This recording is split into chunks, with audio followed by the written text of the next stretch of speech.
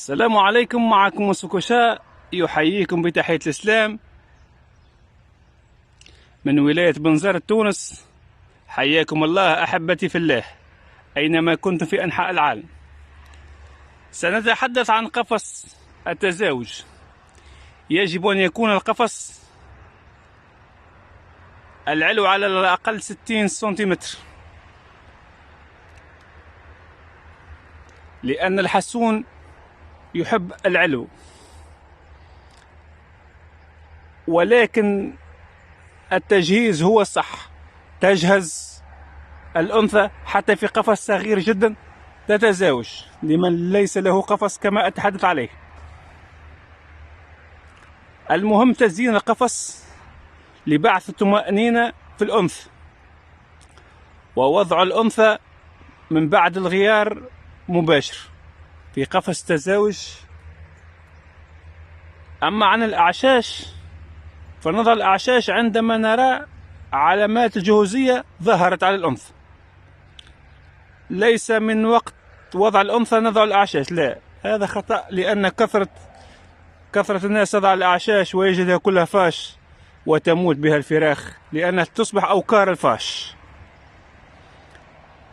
عندما نرى علامات الجهوزية عند الأنثى هي الرفرفة بالأجنحة، التنقل من مكان إلى آخر. عند التنقل تقوم بنطق البرة كما نقول برت برت برت. أنثى أي تنقل تنطق نفس الحرف برت برت برت برت. هكذا هي إناث الحسو، نجدها بطنها يتدلى وقت الجهوزية، تشحيم حول العين نراه. إناث الحسون ليس كلها يبيض منقارها، معظم إناث يبقى فيها السواد منقار.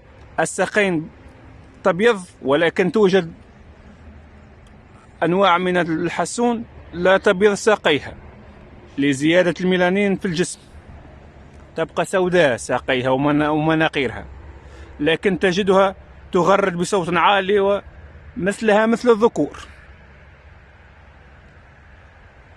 المهم لا نتسرع، ليس كل وقت ندخل الذكر على الأنثى وبعد ننزع الذكر وهكذا. هذا أمر خاطئ خاطئ خاطئ. يجب عليك أخي المربي الصبر حتى تتأكد من جهوزية الأنثى 100% لتدخل الذكر، ويكون الذكر كذلك 100% جاهز. ليس وقت يظهر لك تدخل الذكر، لا، هذا خطأ كبير.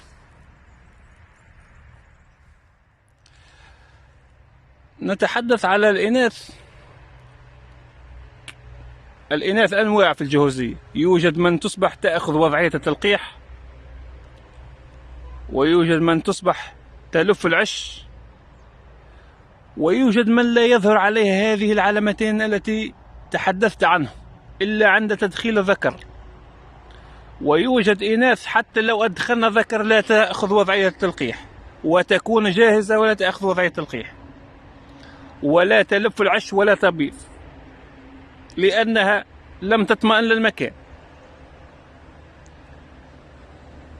ولكن بطول السنين وممارسة الطيور والحسون كل مرة تتعلم شيء، ويموت المعلم وهو يتعلم.